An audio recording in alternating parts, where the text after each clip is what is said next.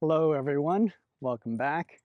If you're new here, my name is Douglas Johnson and I am a certified yoga teacher at the advanced 500-hour level.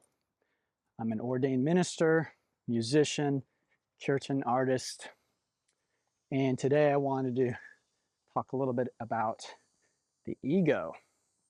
Before I do that though, I do want to thank everyone who supports the work that I do by subscribing, liking, sharing, and commenting on YouTube. And I especially want to thank my patrons on Patreon. They're really the ones that make this possible for me to do this work online and share it with you free of charge. It's a community of people who contribute financially, some of them just $1 and others maybe $100 or more monthly to help me do this work. So if you're interested in being a part of that community, being a part of what makes these videos possible, then please check out the links below. Okay, so ego. Maybe this is a term that you've heard. Have you ever wondered what exactly the ego is? Now, today, I'm not going to try and fit into any particular tradition or person's definition of ego. I know that different traditions, spiritual traditions, and psychology, psychotherapy, they all have their own way of defining the ego. And that's perfectly fine. And there's probably a lot of overlap in terms of those definitions from what I'm going to say. But I'm just going to try and lay it out in a way that I find useful, simple. There's probably other ways I could define it as well. I think depending on context, I might define it or talk about it in a slightly different way. But today I just wanted to give you a very simple, hopefully useful way of thinking of ego. Now this came up because I was at a spiritual gathering recently and the topic of ego came up. And someone said, well, I think the ego gets a bad rap. You know, we need the ego, this and that. And it's interesting because I've heard different teachers have different takes on ego. If you look at someone like Eckhart Tolle, he will say that the ego is like a sickness or disease, that you don't really need it. And I think Eckhart might claim, from his perspective, to be free of ego. Now again, how are we defining it? Some people would say if you're in this world, you have ego, okay? So obviously, Eckhart Tolle is in this world. So the way he's defining it, if we're to trust him and believe him, maybe some people say, oh, he has ego and he doesn't realize it. I think probably the way he's defining it is perhaps not the way some people define it, where again, they're saying that in order to function in this world, you have to have ego. I've worked with teachers who said this, but Eckhart, Osho, I think these are teachers who would say, you don't need the ego. The ego is some kind of a disease. It's something that you can get rid of and should get rid of. So interestingly, one of the things that I said spurred on by that comment about ego later in the conversation, actually in a separate conversation, but at the same gathering, was that if you look for the ego, you can't find it. The ego is much like the self. So most of us are plagued by what we feel is our inadequate sense of self. If you look around at people who blow their sense of self up really big, people who we might say who have a big ego, they often are actually the ones who have the smallest sense of self. This is why they are trying so desperately and so hard to create a self that others will recognize and reaffirm to them. They're looking for others to say, yes, you have a self and it's a great self. But the reality is that they are you could say suffering on one level from a spiritual truth, which is that we don't really have this separate sense of self. So we don't need to blow it up. We don't need to protect it. We don't need to fix it. We don't need to heal it because it doesn't really exist. Now, this is some very high level stuff, so I don't want to trigger people or get people coming at me, you know, saying, oh no, I have trauma and it's real and I need to heal it. If that's your belief and your perspective, I can respect that and I understand that. And I have definitely worked with people who are from that perspective to try and help them heal and do the work that they need to do. And there may be truth to the statement that perhaps you need a somewhat functional or healthy ego in order to dismantle it or get rid of it. Again, it really depends on how we're defining things, if the ego even exists. Again, I know from listening to a lot of Eckhart Tolle's talks at one point in my life that he doesn't think you can heal an ego. He doesn't think you should try and heal an ego because it is, by definition, a sickness, an illness. I think Osho would say, yes, you can't heal an ego because it doesn't really exist, okay? So again, this is my perspective or my experience. If you go looking for your ego, you're not going to find it. You might find a sense of individuation or self, but you're not going to find an ego per se. The ego is like a phantom or like a cloud or a shadow, okay? Does a shadow exist? In a sense, it does, right? There it is. But if you try and fight with your shadow, you're not going to get anywhere, okay? How do you get rid of the shadow? Just with light. And so we could say the same of the ego. How do we get rid of the ego? By shining the light of awareness on all the dark corners that we're afraid to look at in ourselves, okay? So I understand all of this might be a little bit confusing, but I'm hoping to give you just a simple working definition of ego that might be able to help you in your moment-to-moment practice. If you've been following along with my teaching for a while now, you know that I'm a big fan of practices and things that you can do during your daily life. I don't even know if you call them practices. They're inquiries. They're things to investigate and look at. While I teach structured practices for sure, yoga techniques, things like that, I think these are of limited value, to be completely honest. I'm not saying they are of no value, and like medicine, at the right time and for the right person, they can be an absolute game changer. But like medicine, once we're healed, we don't continue taking the medicine. And this is something that I tend to see in spiritual communities. People are taking a lot of medicine, they're doing a lot of spiritual practices, trying to fix something or get rid of something like the ego. And the question is, does it even really exist? So are you fighting, are you shadowboxing? Are you trying to fight something that doesn't really exist, okay? So while I'm a fan of structured practice, I think it's important.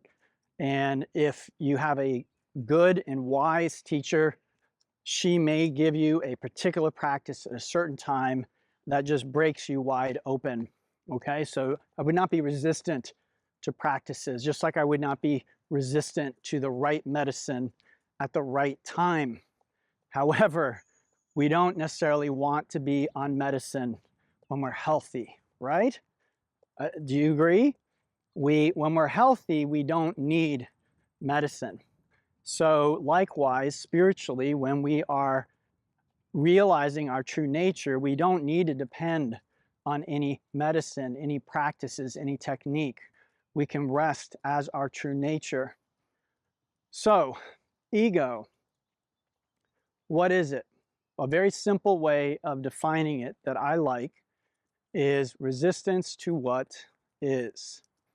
If you're a fan of Byron Katie, who's a spiritual teacher like I am, she says that her awakening was realizing that when she believed her thoughts, she suffered, and when she questioned her thoughts, the suffering stopped.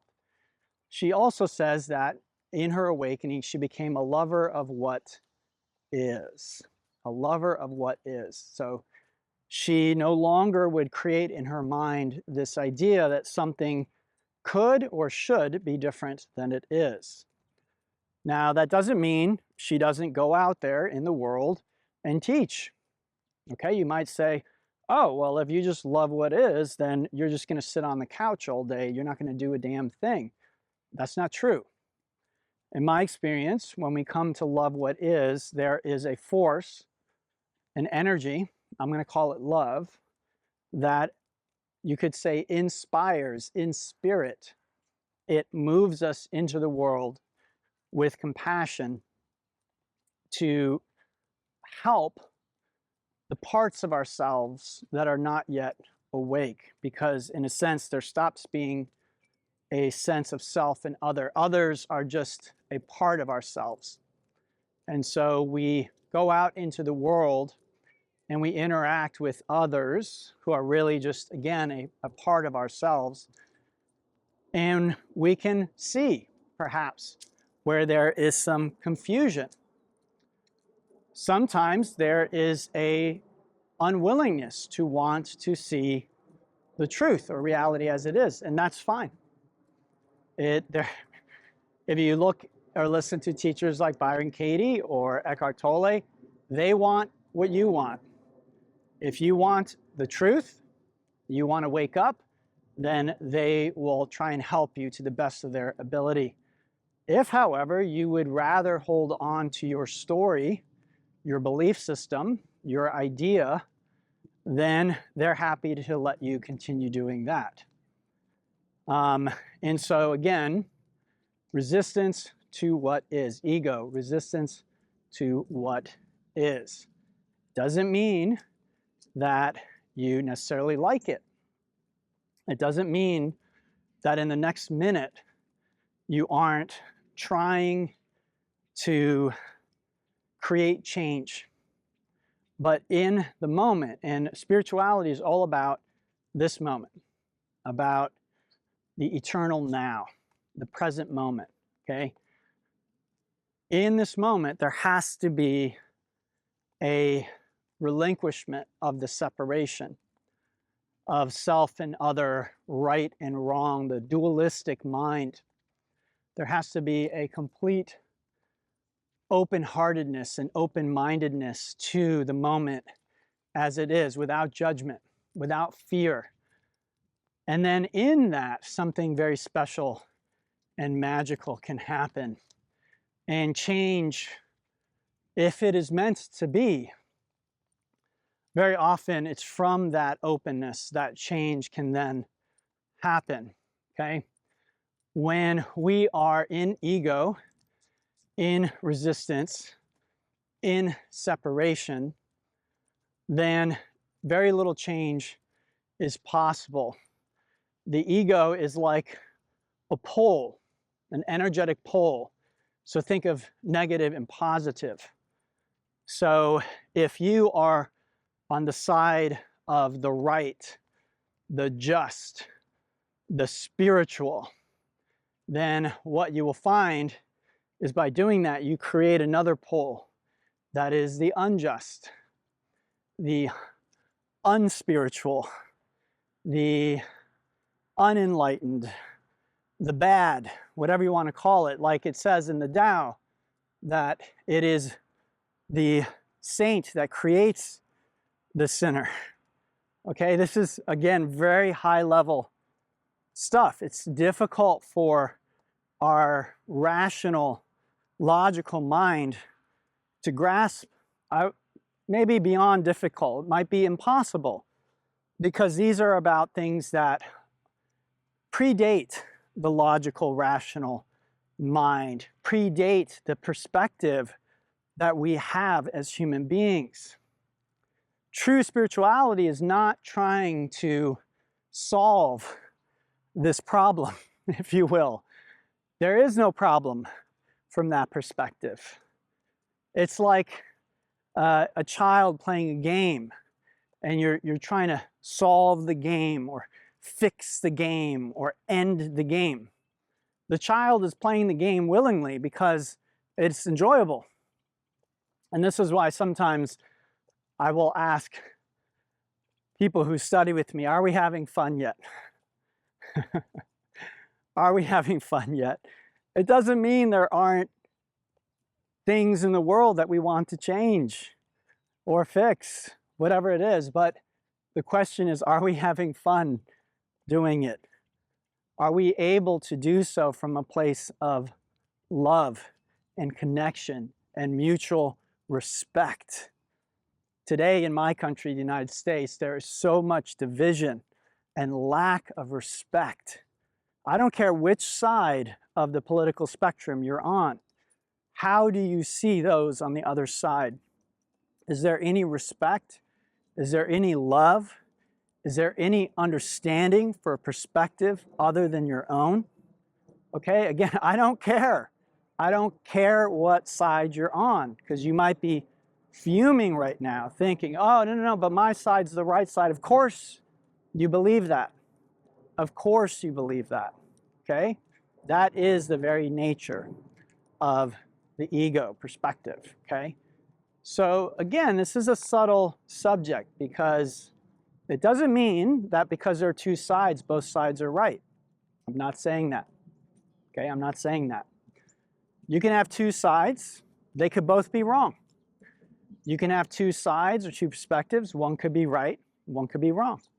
You could have two sides and they're both right, depending on the perspective or the topic. Oftentimes, two sides will talk past one another. They might actually agree with much more than they think, but because they are projecting on the other, they don't actually see the commonality, the common ground, okay?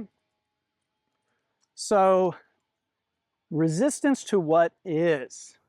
If I see someone who disagrees with me, again, is there a contraction in my heart or in my thinking, a recoiling, a resistance, a bristling? This is something happening inside of us. Outwardly, who knows? You might get visibly upset, but you might not. It doesn't mean that ego isn't present. Okay, so again, this inward resistance to what is, and again, it doesn't have to be a person. It could be a situation, okay? Resisting a certain situation, your experience. A lot of times this goes with a story that we're telling ourselves. And I can assure you, your story isn't accurate. It just isn't. As human beings, we have very limited perspective. And as an individual, you're seeing things from one perspective. Not only is your perspective limited in the amount of information that you have, but it is also one amongst infinite perspectives. So who's to say yours is the accurate or the right one, okay? So things just are what they are. The world, life, is really beyond judgment. We might like or feel like things should be a certain way as human beings, and that is okay. We can work toward or fight for those things, but we can do so in a way that is free of that egoic suffering. And this is, again, a key point that I want to share with you. It's so often missed. I've said it before, but it bears repeating. Spirituality is about what's going on inside of you. Okay? What's going on inside of you? And for lack of a better way of putting it, what we want to be going on inside of us is peace and joy and bliss. Now, that doesn't mean that from time to time there might be a very fierce and strong energy that arises within us and moves us in a very dynamic, powerful way, okay? That doesn't necessarily mean ego. Again, ego is this resistance to what is. It creates suffering. And even though I'm not going to go into details about defining suffering today, I think we all know what it is when we experience it. I have a friend who shared with me that last week he got sick. And for the first time, he was sick without resistance. And so there wasn't any suffering. Even though he was sick, he was physically sick, he was ill. But because he just wasn't resistant to the experience of being sick, his mind didn't say, I shouldn't be sick, this isn't fair, I don't like it, I feel awful. Whatever it is, he just was able to relax into that experience. Then there was no suffering and there's no ego in it. So again, this is a rather subtle concept. It's something that we search in our heart and mind for. Again, it does not mean that we don't act in the world. It does not mean that if we see injustice, that we don't necessarily act to try and correct what we see as the injustice, but it's done with a different energy in our heart and mind. If we see someone oppressing someone else, you might say we have as much or perhaps more compassion for the oppressor as we do for the oppressed. Why in the world would this be? Again, an ego can't understand this. But someone who thinks that they need to oppress someone else is someone who is suffering greatly. Okay, there's no question about it. At the same time, the person who is being oppressed, depending on their spiritual perspective, they might actually not be suffering, and they might actually be using their physical circumstance as an opportunity to develop spiritually, okay? I'm not saying this is always the case or even most of the time the case, but I am saying from a truly spiritual perspective, and again, I'll remind everybody, this is a spiritual channel. I am talking about high-level spirituality. If you want me to reaffirm what you hear on social media or on the news or what your friends are going to say, I will not, because that is not what high-level, deep spirituality is about. It is about that which is transcendent. It is not about appearances in this world, okay? So again, finding our peace, letting go of the resistance. This is how we can let go of the ego. Osho gave an interesting example of the ego. He said, even though the ego ultimately isn't real, which I agree with that statement. If you, like I said, if you go looking for yourself, you will not find a self if you know how to do that, okay? If you don't know, then contact a teacher who can do some direct pointing with you. But if you go looking for yourself, you will not find it. If you go looking for your ego, you also will not find it. You might find evidence here and there, kind of like if you come in your kitchen and there's a plate left out and food on it, you might conclude, well, someone had been in your kitchen, right? But there's actually not anybody there. It's a little bit like that. We can see evidence of there being something, but we don't ever actually necessarily see it. Again, we might feel it, we might see these evidence of it, but when we really go looking and deconstruct things, we don't find anything there. because it aligns with ultimate truth. Just like we don't find a self, we don't find an ego, you don't find really anything, to be honest with you. This is what the Buddha and others taught about shunyata, emptiness. Okay, there really isn't anything solid there. Spirituality is about that which is eternal. And there really isn't anything eternal that you find. You're just going to find things that are changing and morphing and coming and going constantly.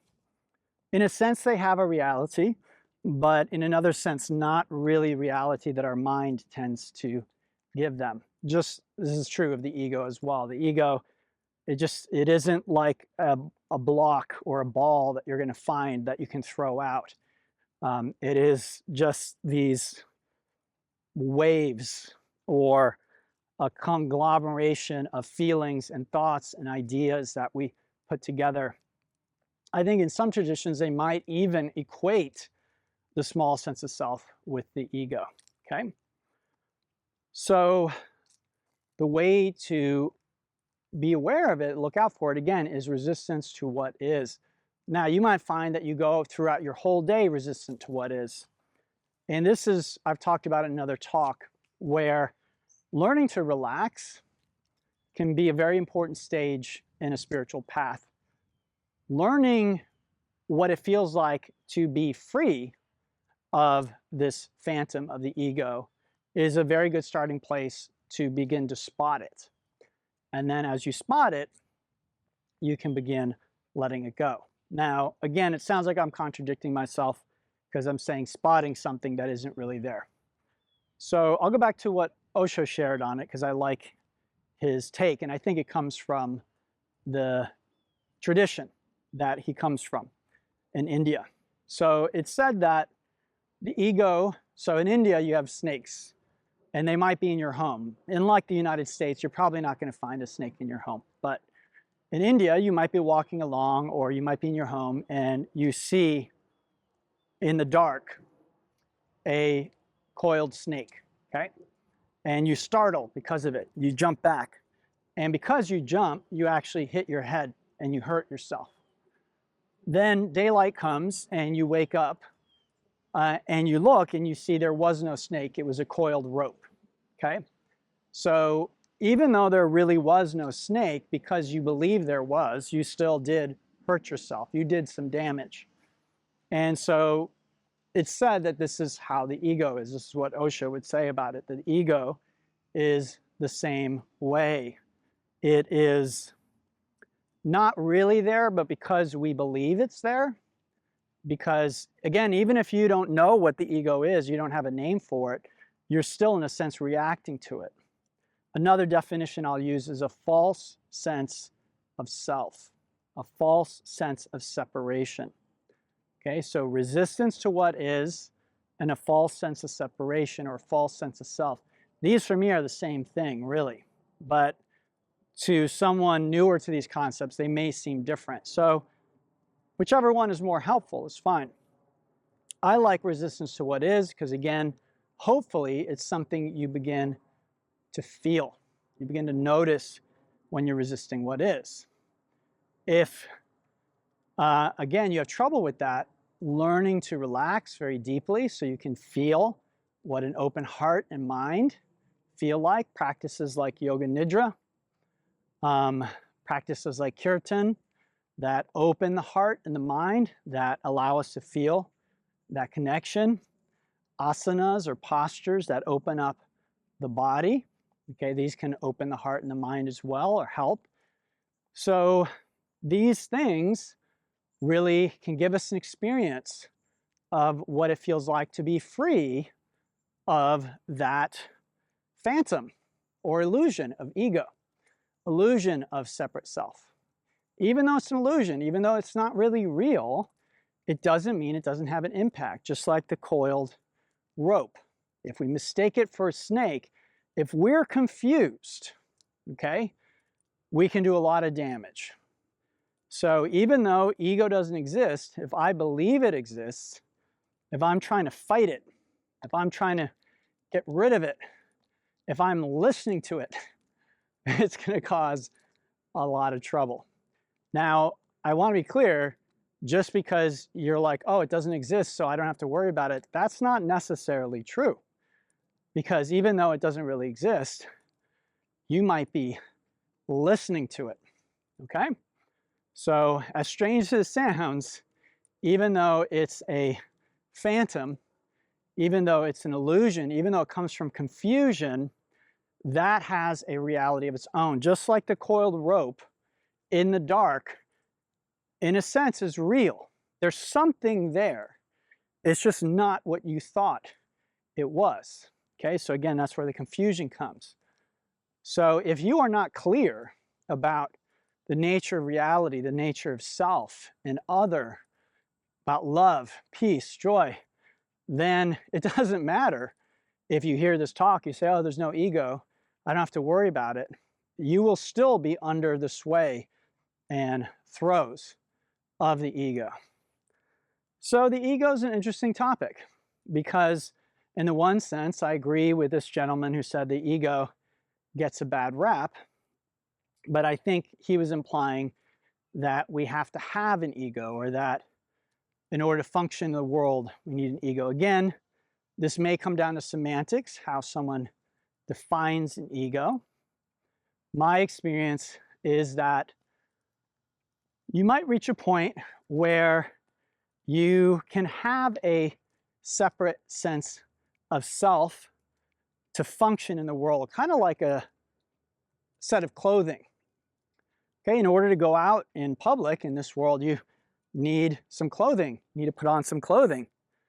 However, if you're healthy, you can come home and take off the clothing. You know you can put on another set of clothes. You know you don't have to hold on to the one that you have. You're also not necessarily identified with it, right? You know you can remove that, put on something else, or just go even with no clothes at all. And so I would liken it to this, that from my perspective, someone who is truly awake is someone who knows this about whatever we might call, again, I'm reluctant to even call it ego, because in a sense, if you have this relationship with it, you might say it's not even ego anymore.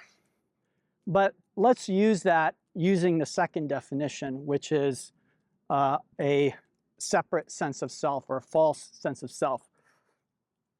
It's my experience that an enlightened master or an awakened being can, in a sense, wear a separate sense of self and relate with others from that separate sense of self without identifying too strongly with it, and being able to, in a sense, take off that separate sense of self.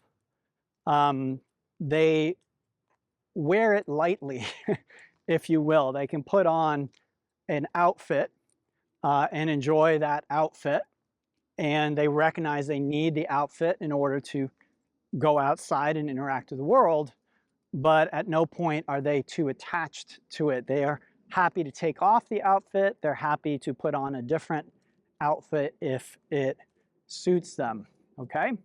So hopefully this clarifies it a little bit, because I understand that this can all be very confusing. So I hope this was helpful as usual. That is the point of all these talks. Again, may be confusing, and that's okay if it's confusing. Many of these concepts were very confusing to me for a very long time, and I've lived with them. I've lived with the questions. I've lived with the practices. I've lived with the teachings.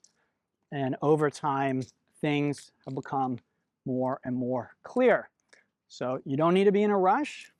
Maybe this talk will not make sense for a year, 5 years, 10 years, several decades, and then perhaps at one point the light bulb will go off and it will make more sense.